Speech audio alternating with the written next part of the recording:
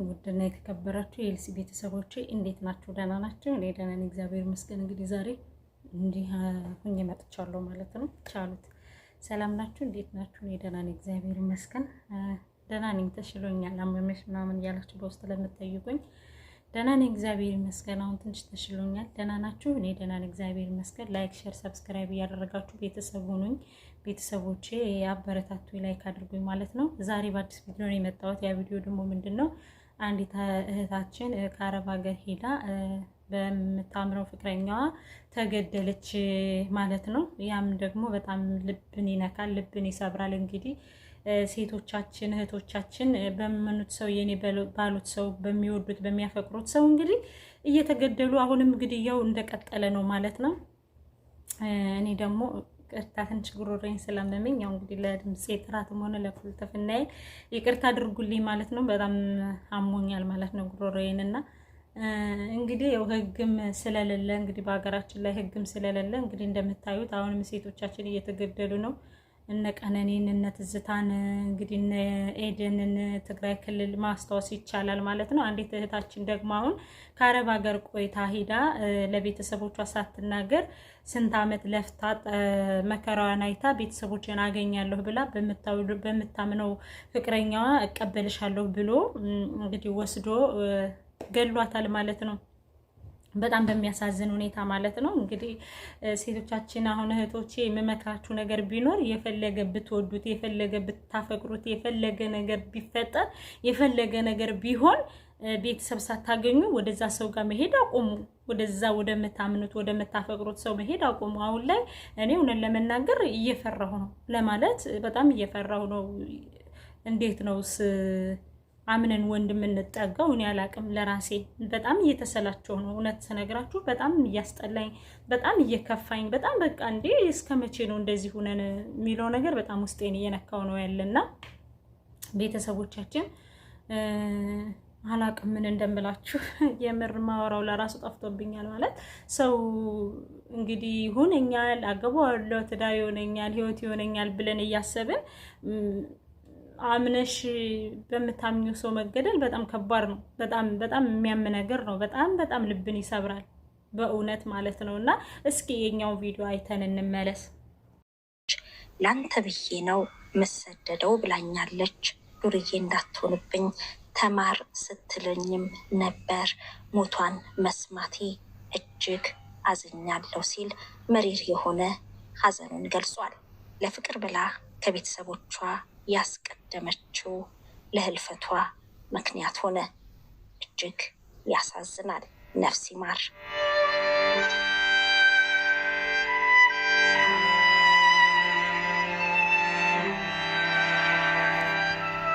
ለዓመታት በአረብ ሀገራት የተንከራተተችው ወጣት ኢትዮጵያ ስትገባ የገጠማት እጅግ አሳዛኝ ነገር፣ ጭካኔያዊ የተሞላበትና ዘግናኝ የሆነ ወንጀል።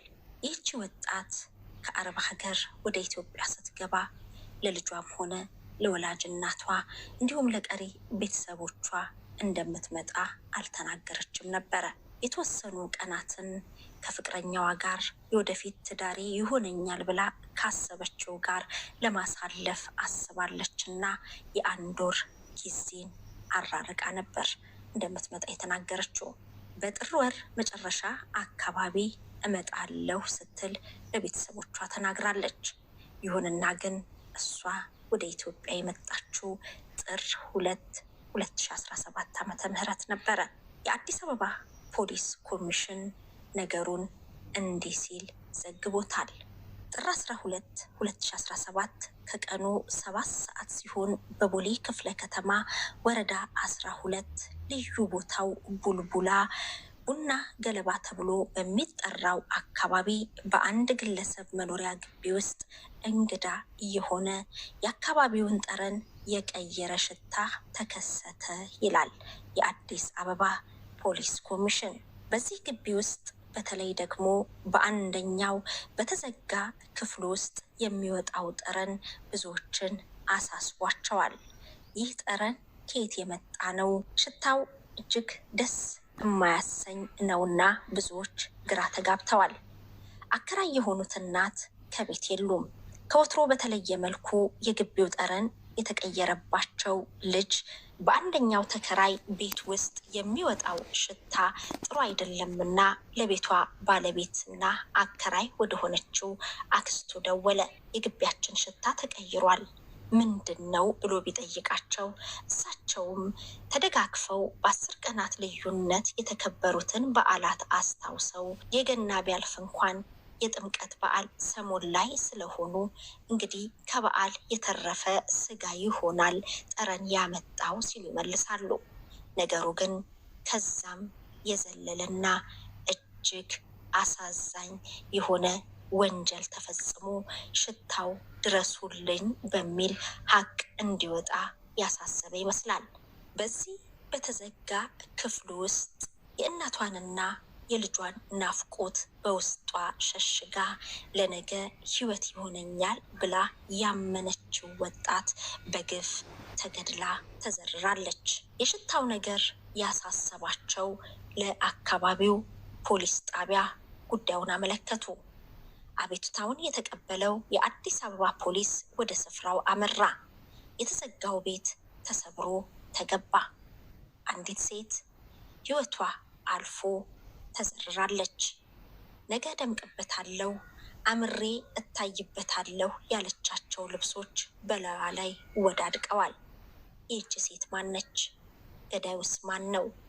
የሚለው መሰረታዊ ነገር ነውና የአዲስ አበባ ፖሊስ ምርመራ ጀመረ።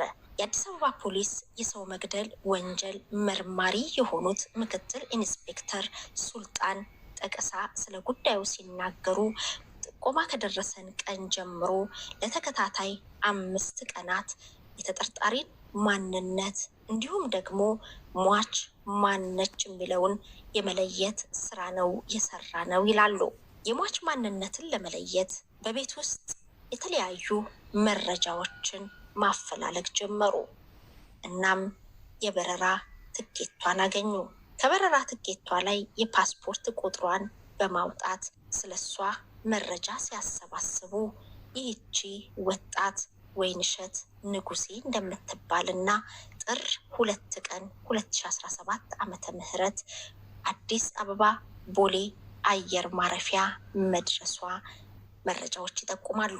በደህንነት ካሜራ እንደሚታየውም ገዳይ ይችን ምስኪን ስደተኛ ነገ ትዳሬ ሕይወቴ ይሆነኛል ብላ አምናው ከቤተሰቦቿ አስቀድማ ከሱ ጋር ጊዜ ለማሳለፍ ለማንም ሳትናገር መታ የተሸሸገችበት ወጣት ሲቀበላት ያሳያል። ይህቺ ከርታታ እንግዲህ እንዳያችሁት ነው፣ ይሄን ቪዲዮ እንደሰማችሁት ነው ቤተሰቦቼ። በጣም ከባድ ነው። አንዳንድ ሴቶች ከምን እንደምንማር አላውቅም። አንዳንድ ጊዜ ለምን እንደማንማር፣ ለምን እንደማይገባን፣ ለምን ከአንዱ አንዱ የኔ ነው ብለን ወደ ራሳችን መንገድ እንደማንወስደው እኔ ለራሴ ግራ ነው የሚገባኝ፣ ስለ እውነት ማለት ነው። አንዳንድ ጊዜ ባመኑት ሰው በወደዱት ሰው እየተገደሉ አብረውት በኖሩት ሰው እየተገደሉ እያዩ ይሄ ሰው እንግዲህ በስልክ ነው የሚያውቃት፣ በስልክ ነው የተግባቡት፣ በስልክ ነው ሁሉን ነገር የጨረሱት። አምነው ስትሄድለት ግን እንግዲህ ከኔ ጋር ግንኙነት አላደረግሽም ብሎ እንደዚህ ያረዳት ማለት ነው። በጣም ያሳዝናል። እህቶቼ የፈለገ ውደዱት፣ የፈለገ እመኑት፣ የፈለገ አፍቅሩት፣ የፈለገ ነገር ይሁን ከቤተሰብ ሳትደርሱ ያንን ሰው አታገኙ። ይሄ ምክሬ ነው ለራሴ፣ ስለ እውነት ማለት ነው። ምክሬ ነው ማለት በቃ አሁን ላይ የፈለገ እማዬ፣ እናቴ፣ የእናቴ ምትክ፣ የአባቴ ምትክ አላምንም እኔ ስለ እውነት። ይቅርታ አድርጉልኝ ለድፍረቴ የምር ማለት ነው። ለምን አንደኛ በእግዚአብሔር ያልተጠየቀ ትዳር ነው። ገባችሁ? በእግዚአብሔር ያልተጠየቀ ትዳር ነው። ከአንድ ሁለቴ ልንማር ይገባል። አንድ ሰው ከአንድ ህይወቱ ሊማር ይገባል። ይቺ ሴት ልጅ አላት። ልጇን ጥላ ነው የመጣች። ለልጇ ብላ ነው የተሰደደችው። ልጇ ለማግኘት እሷን በጣም በጉጉት እየጠበቀ ነው። በጣም ፈልጎ በቃ ለማግኘት እየጠበቀ ነው። እሷ በምታምነው ወንድ የተገደለች ማለት ነው። እና አንዳንድ ጊዜ ማሪ ህይወቴ ወለላይ ካንቺ ህይወት ውጭ የለኝም ካንቺ ውጭ ምናምን እያለ የሚያወራ ወንድ እመኑኝ የሆነ ነገር ከጀርባው አለ። የምር ማለት ነው ከጀርባው አለ። ሲጀመር እናንተን የሚፈልጋችሁ ሰው ማሪ ወለላይ ውዴ ፍቅሬ ካንቺ አይላችሁም። ለምን እንደዛ እንደምላችሁ ታውቃላችሁ? አንድ ሰው እናንተን ከወደዳችሁ እናንተ የምትሉትን ነው የሚተገብረው። ገባችሁ አይደለ? እናንተ የምትሉትን ነው የሚተገብረው። ሁለተኛ ገና ሳያያችሁ ገና በአይናችሁ ሳያያችሁ ገና ስለናንተ ምንነት ሳያውቅ ማሬ ወለላይ ውዴ እናቴ ሊላችሁ አይችልም። ስለ እውነት ማለት ነው። ወይም ደግሞ በእግዚአብሔር ካልጠየቃችሁ በስተቀር ትዳር ሲጀመር የአረብ ሀገር ሴት እንደ በፊታው እንደ ድሮው እንደ ሀገር ቤቱ ትዳር ዝም ብሎ በጉልበት እናገኛለን ብዬ ተስፋ አላደርግም። ሲጀመር ማለት ነው። ትዳርን ከዚህ በኋላ የአረብ ሀገር ሴት ወንድሞቼ እህቶቼ ትዳርን ከፈለጋችሁ መጀመሪያ እግዚአብሔርን ጠይቁ። ምክንያቱም ይቺ ሴት ከመጀመሪያው ስላልተማረች ነው። የመጀመሪያው በደንብ አልጎዳትም መሰለኝ ከዚህኛው ሄዳ እንደገና የተላተመችውና ለሞት የደረገች ልጅዮ በጣም ነው የሚያሳዝን። በጣም ልብ ይሰብራል። ተማርልኝ፣ ጎበዝ ሁንልኝ ልጄ፣ ላንተ ነው የተሰደድኩት፣ ላንተ ነው መከራዬን የማየው፣ ላንተ ነው እያለችው በዚህ ደረጃ እሱ እንደናፈቃት ቤተሰብን ሳታገኝ እኔ እንጃ። እኔ አንዳንድ ሴቶች እኔ ሙት ወቃሽ አለና ሙት እሷን ለወቅሳት ፈልጌ አይደለም፣ ግን የተሳሳተችው ስህተት አለ። የፈለገ ብታወደው፣ የፈለገ ብታፈቅረው፣ የፈለገ ነገር ብትለው፣ እኔ የፈለገ ነገር ቢሆን የፈለገ ባወደው፣ የፈለገ ባፈቅረው አስዌር ነው የምላችሁ ቤተሰቤን ሳላገኝ እሱን አላገኘውም። የምር ቤተሰቦቼን ሳላገኝ እናቴን፣ እህቴን፣ ልጆቼን ሳላገኝ አልገናኘውም፣ እሱን አላገኘውም ሲጀመር። የምር ነው የምላችሁ። እኔ አንዳንድ ሰዎች እንዴት እንደምታስቡት አላውቅም። የዛ ሰው ህመም ወይም ደግሞ የዛ ሰው ቁስል የኔ ነው ብላችሁ ለምን እንደማታስቡ አላውቅም። የምር ሰውነታችሁን ያወቀው፣ ጠረናችሁን ያወቀው፣ ትንፋሻችሁን ያወቀው ሰው እንኳን ጨክኖ እየገደለ ነው። በእነ ትዝታ በእነ ቀነኒ መማር ይቻላል። እኔ አሁን ወንድ ማውራት እየፈራሁ ነው። የምር ነው የምላችሁ። በቃ እንዴት ነው በፊትም እኔ በነገራችን ላይ ከመጀመሪያ ስለተማርኩ እኔ በፊትም ብዙ ፍላጎቱ የለኝም ወንድ ልጅን ለማውራት አላውቅም፣ እግዚአብሔር ነው የሚያውቀው። ግን አሁን ደግሞ የባሰ እየፈራው መጣ። የባሰ ማለት ነው።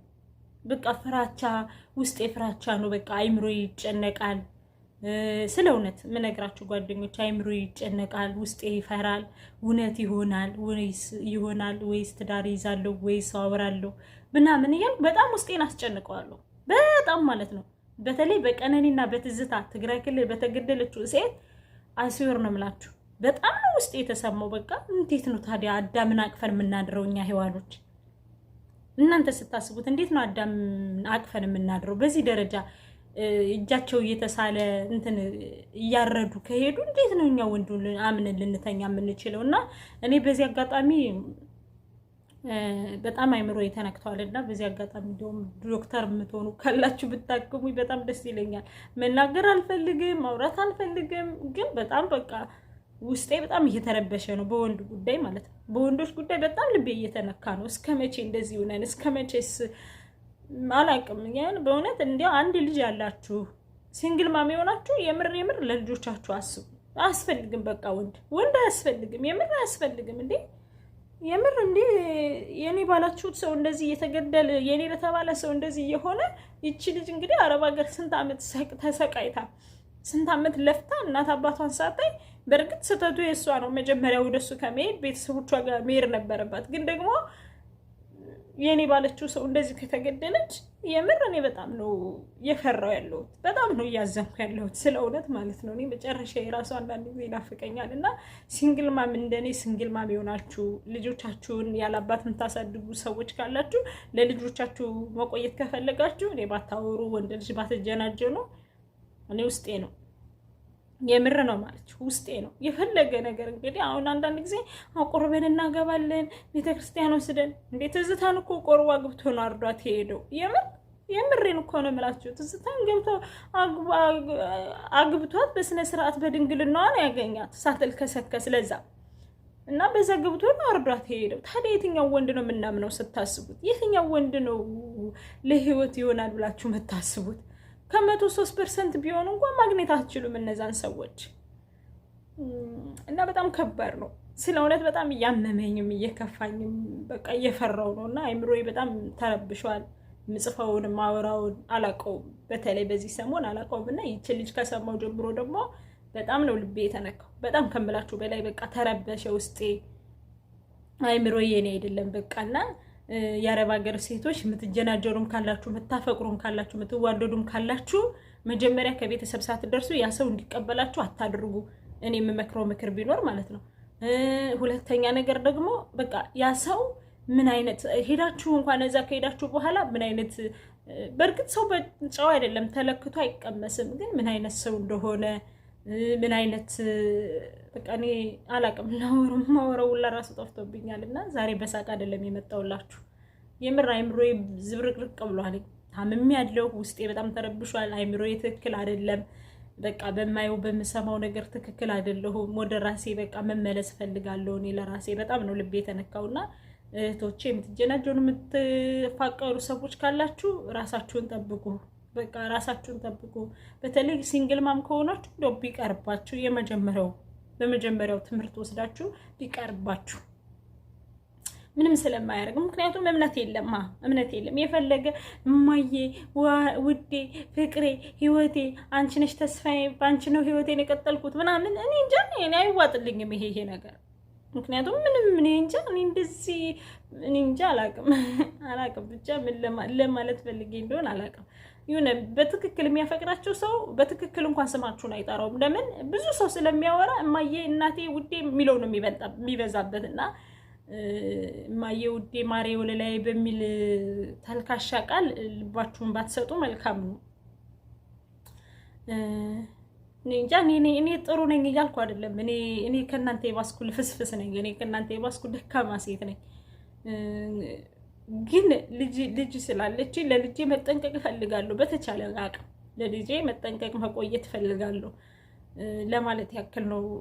ይሄ መልእክቴ እንግዲህ ከገባችሁ አላቅም። ብቻ ግን የአረብ ሀገር ሴቶች ራሳችሁን ጠብቁ ባካችሁ። ማንም አይደለም ሴቶች ብቻ አይደላችሁ። በቃ በማንኛውም ሀገር የምትኖሩ ሰዎች ራሳችሁን ጠብቁ። በቃ አያስፈልግም ሲጀመር በዚህ ዘመን ተጀናጀንን አልተጀናጀንን አፈቀርን አላፈቀርን ሆነ አልሆነ ህይወታችን ነው የሚያበላሸው። ለኛ ምንም የሚጠቅመን ነገር የለም እና ትክክለኛ ህይወት አረብ ሀገር ያለችን ሴት ትክክለኛ ወንድ አይፈልጋትም። ለገንዘብ ነው የሚፈልጋት። ትክክለኛ ወንድ ሀገራችሁ ውስጥ ይውድ ታገኙታላችሁ። ቤተሰቦቻችሁ ጋር ስትሆኑ አጠገባችሁ ጋር ቤተሰቡን ዘርን ያወቀ ሰው ያ ነው በቃ ለእናንተ የሆነ ነገር አደርጋለሁ ቢል እንኳን ስለሚፈራ። እንደዚህ ራቅ ያለ ሰው ከሌላ ሀገር ያለ ሰው ጋር የምትጀናጀኑ ሰዎች ግን ፈርማችሁ ነው ለህይወታችሁ። ስለ እውነት ማለት ነው። ብዙ ሰዎች አሉ በእንደዚህ አይነት ጉዳይ። እኔ የምነግራቸው የሰፈሬ ልጅ አብሮ አደጌ ናት። አዲስ አበባ መታ አግብታ ነው ብሄሩ መግለጽ አልፈልግም። አግብታ ነው ሊገላት ሰው ነው ያስጣላት። ልጁን ነው ጥላላት የሄደች። እኔ ትናንትና ለራሱ እያወራኋት ነበረ። ስለ እውነት ማለት ነው እያወራን ነበረ። ስሟን መጥቀስ አልፈልግም ግን እያወራ ሊገላት አስቢ ሊገላት ልጁን ከዛ ጥላላት ጎረቤት ነው ያስጣላት። እግዚአብሔር እንግዲህ ትረፊ ያላት ነፍሱና ማለት ነው። ልጁን ጥላላት ከዛ በቃ ወጣ ሄደች ማለት ነው። እሷ ራሷን ጥላ ወጣ አሁን ባህር ዳር ሄደች ማለት ነው። ሰው ይዟት ሄደ። እዛ ባህር ዳር አሁን ሰው ቤት ተቀጥራ እየሰራች ነው። ቤቷን ንብረቷን ልጇን ጥላ ማለት ነው። ለምን ሊገራት የምር ሊገላት ቢለየሳለ ማለት ነው።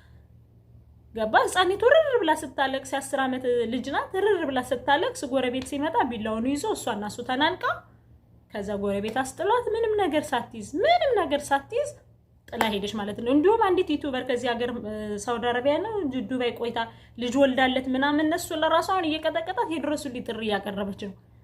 ቢሞት እንግዲህ ልጅ ወልዳለት እንኳን እቃዋን የቤቷን እቃ ሁሉን እቃ ራሷን ሟልታ ናት እንግዲህ በቤተሰብ ተድረው ነው ያገባችሁ። አሁን እሷ ለራሱ የድረሱልኝ ጥሪ እያቀረበች ነው። ሊገለኝ ነው አልፈታም አለኝ እንደዚህ ያለኝ እያለች ማለት ነው። ስለዚህ ቤተሰቦች ያንን ቪዲዮ ቆርጫ መጣላችሁ ነበረ ግን አልተመቸኝም ሆኖ ነው። ለማንኛውም ራሳችሁን ጠብቁ። ወንድ ምንም አያስፈልገንም ለማለት ነው። ቤተሰቦች እንግዲህ ለድፍረቴ ወንዶችም ለድፍረቴ ይቅርታ አድርጉልኝ ለቃሌ። እኔ ዛሬ ስቄ አልመጣሁም። በጣም አዝኜ ነው የመጣሁት። ወደ ራሴ ስመለስ እውነት ለመናገር በጣም አዝኜ ነው የመጣሁት። አይምሮዬም ልክ ስላልሆነ በዚህ ስለተረበሽኩ ነው። ለማንኛውም ስለነበረን ቆይታ ከልብ አመሰግናለሁ። በሌላ ቪዲዮ ስቄ እስከምመጣ ድረስ መልካም ቆይታ። ሰላም ሁኑ ቤተሰቦች።